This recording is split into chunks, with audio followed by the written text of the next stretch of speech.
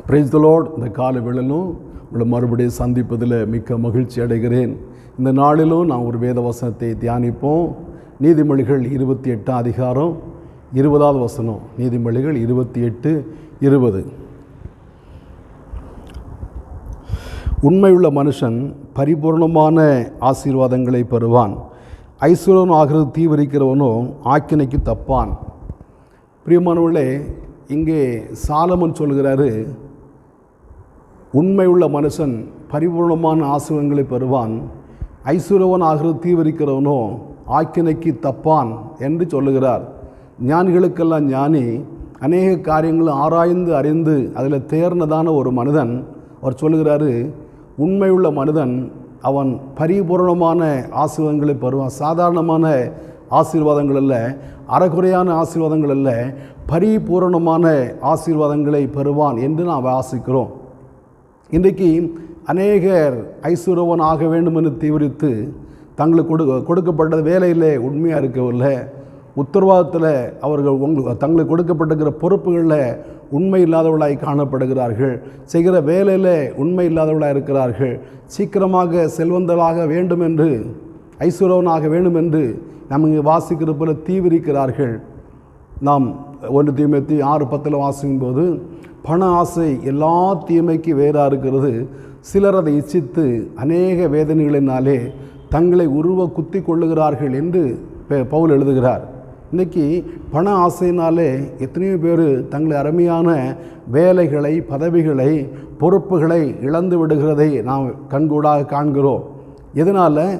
உண்மை இல்லாதபடினாலே, உதாசீனமாக தங்களுடைய வேலைகளை செய்கிறபடினாலே, பொறுப்பற்றவர்களாக காரியங்களை நடப்பிக்கிறபடினாலே, நமக்கு சம்பளம் கிடைத்தா போதும் அப்படி உள்ளதான பொறுப்பற்றதான ஒரு வேலை செய்கிறபடினாலே அநேகர் தங்களுக்கு கிடைக்கிறதான பொறுப்புகளை இழந்து விடுகிறதை நாம் கண்கூடாக காண்கிறோம். வேதத்தில் கூட லூக்கா 16 அதிகாரம் 1-2 வசனங்களை வாசிக்கும்போது, ஒரு மனிதனுக்கு ஒரு உக்கிரானக்காரன் தான். அந்த உக்கிரானக்காரன் எஜமானுடைய ஆஸ்தியை அழித்து போடுகிறதாக எஜமான் கேள்விப்பட்டு அந்த உக்கிரானக்காரனை கூப்பிட்டு சொல்கிறாரு, நீ என்னுடைய ஆஸ்தியை அழித்து போடுகிறதாக உன்னை குறித்து நான் கேள்விப்படுகிறேன். ஆகையினால் என்னுடைய உக்கிரான கணக்கு ஒப்புவி, நீ இனி என்னுடைய உக்கிரானக்காரனாக இருக்கக்கூடாது என்று சொல்லும்போது, நல்ல மனிதனாக இருந்தால் என்ன செய்யணும்? ஐயோ, என்னுடைய வாழ்க்கையில் ஏதோ தவறு வந்து விட்டது, என்னுடைய வேலையில் நான் கொஞ்சம் ஜாக்கிரதை இல்லாத இருந்தபடினாலே, அஜாக்கிரதை வந்தபடினாலே கொஞ்சம் நஷ்டம் வந்திருக்கலாம், நான் அதை சரிப்படுத்துகிறேன் என்று சொல்லியிருக்க வேண்டும். ஆனால் அந்த மனிதன் என்ன பண்ணுறான்? உடனே புறப்பட்டு போய் தன்னுடைய எஜமானத்தில் கடன்பட்ட ஒருவனை கூப்பிடுகிறான். நீ என்னுடைய எஜமானத்தில் கடன்பட்டது எவ்வளவு? 100 குடம் எண்ணெய், சீக்கிரமாக வாங்கி 80 என்று எழுது. வேறொருவனை கூப்பிட்டான், நீ எவ்வளோ கடன்பட்டாய்? 100 குடம் 100 கலம் கோதுமை, சீக்கிரமாக 50 என்று எழுது என்று சொல்லி, இன்னும் ஏற்கனவே எஜமானுடைய ஆஸ்தி அழித்து போடுகிறான். மறுபடியும் தன்னுடைய எஜமானிடத்தில் கடன்பட்டவர்களை கூப்பிட்டு அந்த கணக்குகளை குறைத்து எழுத வைக்கிறான். காரணம் என்ன?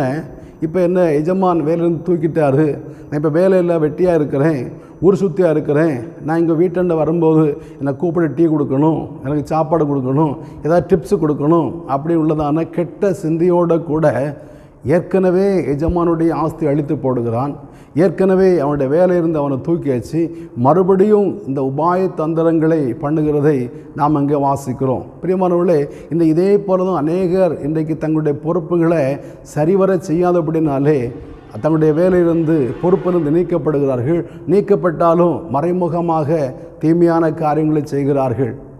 இன்னும் நான் வேதத்தில் வாசிக்கும்போது மத்தேயு 25 அதிகாரம் 18-19 வசனத்தில் நான் தொடர்ந்து வாசிக்கும்போது, அங்கேயும் ஒரு எஜமான் இருக்கிறார்.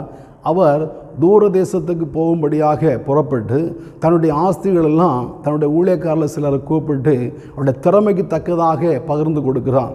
ஒரு இடத்துல 5 தாலந்தும், ஒரு இடத்துல 2 தாலந்தும், ஒரு இடத்துல 1 தாலந்துமாக கொடுத்து விட்டு உடனே புறப்பட்டு போனான்.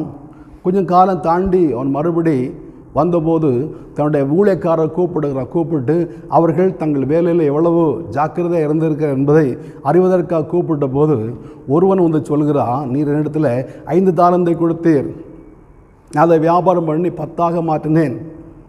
வேறொருவன் வந்து சொல்கிறான், நீர் இடத்துல 2 தாலந்தை கொடுத்தீர், அதை நான் வியாபாரம் பண்ணி 4ஆக மாற்றினேன். வேறு ஒருவன் சொல்லுகிறான், நீர் விதைக்காத இடத்துல அறுக்கிறவரும் தெளிக்கிற இடத்துல சேர்க்கிறவரும் ஆகிய கடினமுள்ள மனிதன் என்று அறிந்து உம்முடைய தாளந்தை புதைத்து வைத்தேன், இதோ உம்முடையதை பெற்றுக்கொள்ளும் என்று. பாருங்கள், நான் லூக்கா 14 வாசிக்கும் போது ஆஸ்தி அழித்து போடுகிறதா கேள்விப்படுகிறோம். இந்த ஒரு தாளந்தை வாங்கினவன் அதை அழித்து போடவில்லை, நஷ்டப்படுத்தவில்லை, பத்திரப்படுத்தி விட்டு எஜமானத்தில் வந்து கொடுத்தான். ஆனால் மற்ற 2 பேரும் அப்படி இல்லை, அதை மல்டிப்ளை பண்ணார்கள், வியாபாரம் பண்ணி அதை பெருக்கினார்கள். ஆகினால் அவர்களை பார்த்து தான் எஜமான் சொல்லுகிறாரு, நல்லது, உண்மை உத்தமமான ஊழியக்காரனே, கொஞ்சத்தில் உண்மையுள்ளவனாக இருந்தாய், அநேகத்தின் மேலே உன்னை அதிகாரியாக மாற்றுவேன் என்று நாம் வாசிக்கிறோம். லூக்காவில் வாசிக்கும்போது நீ 10 தாளந்தை ஆதாயப்படுத்தினாய், நீ 10 பட்டணத்துக்கு ராஜாவாயிரு, அதிபதியாயிரு என்று சொல்கிறார்.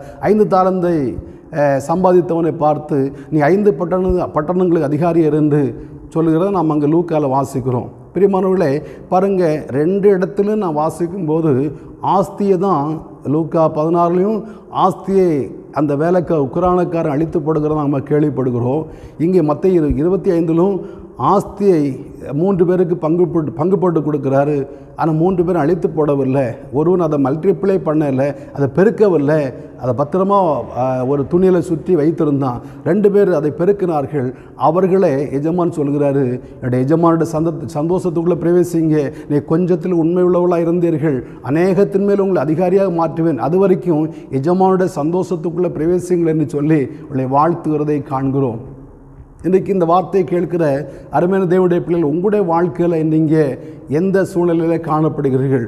உங்களை நம்பி ஆண்டவர் ஒரு வேலை கொடுத்திருக்கிறார், உங்களை நம்பி ஒரு பொறுப்பை கொடுத்திருக்கிறார், உங்களை நம்பி எத்தனையோ காரியங்களை ஆண்டவர் தந்திருக்கிறார்.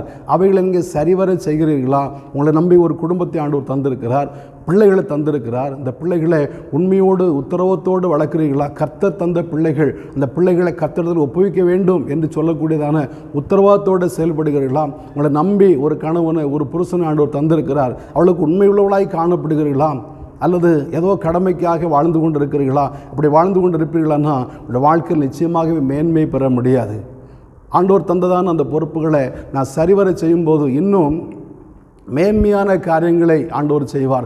சின்ன காரியத்தில் உண்மை இல்லாவிட்டால் எப்படி பெரிய காரியங்களை உங்களை நம்பி தருவார்?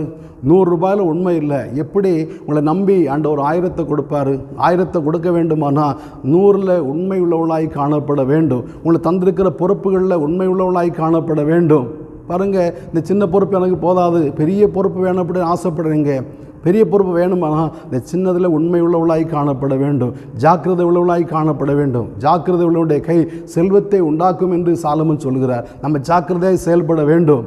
தாவீதை குறித்து நான் வாசிக்கும்போது, தாவீதை குறித்து சங்கீதக்காரன் சொல்கிறாரு, 78ஆம் சங்கீதம் 70 முதல் வாசிக்கும்போது, தாவீது கரவலாடுகளில் பின்னாடி நடந்த தாவீதை தெரிந்து கொண்டேன், அவனை என்னுடைய ஜனத்தை மேய்க்கும்படியாக ஏற்படுத்தினேன், அவனை தைலத்தினால் அபிஷேகம் பண்ணி என்னுடைய ஜனத்தை மேய்க்கும்படியாக ஏற்படுத்தினேன், அவன் தன்னுடைய கைகளின் திறமைக்கு தக்கதாக அவளை நடத்தினான் என்பதாக வாசிக்கிறோம்.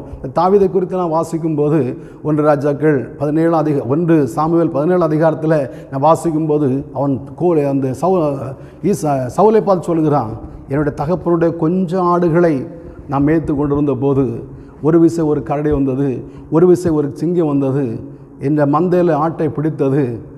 நான் என்ன செய்தேன், ஒன்று போனால் போட்டு அப்படின்னு இருக்கல, ஒரு ஆடை சிங்கம் பிடிச்சிட்டு போனால் எங்கள் அப்பா ஆடு போனால் பரவாயில்ல, ஆடுன்னு இன்னும் மற்ற ஆடுகள் குட்டி போடும், அது இன்னும் பெருகும், என் மகனை உயிரோடு நீ உயிரோடு இருக்கிறாய், அது போதும் என்று சொல்லி என்னை வாழ்த்துவார் என்று சொல்லி தாவீது நினைக்கவில்லை. உண்மையாகவே ஒரு ஆட்டை சிங்கம் பிடிச்சிட்டு போனாலும் ஈசாய் தாவீதை கடிந்து கொள்ள மாட்டார். மகனே, நீ உயிரோடு இருக்கிறாய், அது போதும், மற்ற ஆடுகளை மேய்க்க நீ ஜீவனோடு இருக்கிறாய், அது போதும் என்று சொல்லி அவனை வாழ்த்தியிருப்பார். ஆனால் தாவீது அப்படி இல்லை. தகப்பனுடைய கொஞ்சம் ஆடுகளாக இருந்தாலும் அந்த சிங்கத்தை தொடர்ந்து போய் அதை அடித்து அவருடைய வாயிலிருந்து ஆட்டை பறித்து கொண்டார். கரடியை தொடர்ந்து போய் அதை அடித்து அவருடைய வாயிலிருந்து ஆட்டை பற்றி கொண்டார், திரும்ப பெற்றுக்கொண்டார். அதனால தான் தகப்பனுடைய ஆடுகளை மேய்க்கிற அந்த தொழிலில் அவன் உண்மையாக இருந்தபடினாலே கர்த்தர் அவனை ஆட்டு தொழுவங்களிலிருந்து எடுத்து தமிழ் ஜனத்தை மேய்க்கும்படியாக ஏற்படுத்தினார். இந்த வார்த்தையை கேட்கிற உங்களுடைய வாழ்க்கையில் கூட நீங்கள் சின்ன பொறுப்பில் உண்மையுள்ளவளாக இருப்பீர்களானா உங்களை ஆண்டவர் அநேகத்தின் மேல் அதிகாரியாக மாற்ற வல்லவராய் காணப்படுகிறார். உண்மையுள்ளவளாக இருக்கிறீர்களா? ஆண்டவர் முன்பதாக உண்மையாக இருக்கும்போது ஆண்டவர் உங்களை மேன்மை உள்ளவளாக மாற்றுவார். நீங்கள் எதிர்பார்த்திராத பெரிய காரியங்களை உங்களுடைய வாழ்க்கையில் நீங்கள் அடைய வேண்டுமானால் இருக்கிற காரியத்தில் உண்மையாக இருக்க வேண்டும். ஆண்டவர் உண்மையாக ஆராதிக்க வேண்டும். ஜெபிப்பதில் உண்மையாக இருக்க வேண்டும். வீட்டில் உண்மையாக காணப்பட வேண்டும். ஒரு சின்ன வேலை செய்தால் அதில் உண்மையாக இருக்கணும். ஒரு பேப்பர் கிழிக்கிறதா இருந்தால் கூட அதை கூட கரெக்டாக கிழிக்கணும். அதில் உண்மையாக இருக்க வேண்டும். அப்படி செய்யும்போது தேவன் உங்களுடைய வாழ்க்கையில் மேன்மையை ஆசீர்வாதத்தை தந்து உங்களை உயர்த்த வல்லவராய் காணப்படுகிறார். ஜெபிப்போமா? நல்ல பிதாவே, நன்றியோடு துதிக்கிறோம். உண்மையுள்ள மனிதன் பரிபூர்ணமான ஆசீர்வாதங்களை பெறுவான் என்று நாங்கள் ஆண்டவரை வாசித்தோம். ஆண்டவரை கத்த 2 கூட்டத்தாரை நாங்கள் ஆண்டவரை தியானித்தோம்ப்பா. 2 கூட்டத்தாரும் ஆண்டவரை கத்த ஆஸ்தியை ஒருவன் அழிக்கிறவனாய் காணப்பட்டான். ஆண்டவரை கத்த ஒரு கூட்டத்தார் ஆஸ்தியை பெருக்கிறவளாக இருந்தார்கள். ஆண்டவரே கத்தாவே உமக்கு ஸ்தோத்திரம். ஆஸ்தியை அழித்தவனே வேலேந்து நீக்கப்பட்டான். ஆண்டவரே ஆஸ்தியை பெருக்கிறவர்கள் உன்னை அநேகத்தின் மேல் அதிகாரியாக வைப்பேன் என்று எஜமான் சொன்னாரப்பா. அதே போல கத்தா தகப்பனுடைய கொஞ்சம் ஆடுகளை உண்மையாய் மேய்த்த தாவீதை நீர் அவனை எடுத்து உம்முடைய ஜனத்தை மேய்க்கிற ஒரு பொறுப்பில் வைத்தீரே. ஆண்டவரே ஏசப்ப இந்த வார்த்தையை கேட்ட என்னோடு ஜெபிக்கிற உம்முடைய பிள்ளைகளுக்கு கூட ஆண்டவரே உண்மை உள்ளவளாய் மாற்றுவீராக, அவளை கனப்படுத்துவீராக, மேன்மை உள்ளவளை மாற்றுவீராக. ஆண்டவரே உயர்ந்த அடைக்கல வைத்து அவளை பாதுகாக்கணும்னு ஜெபிக்கிறோம். உடைய திருநாமத்தை மகிமைப்படுத்துங்க. அப்போடைய கரங்களை அர்ப்பணிக்கிறோம். இயேசு மூலம் பிதாவே, ஆமேன், ஆமேன். ஆண்டவர் நம்மை ஆசீர்வதிப்பாராக.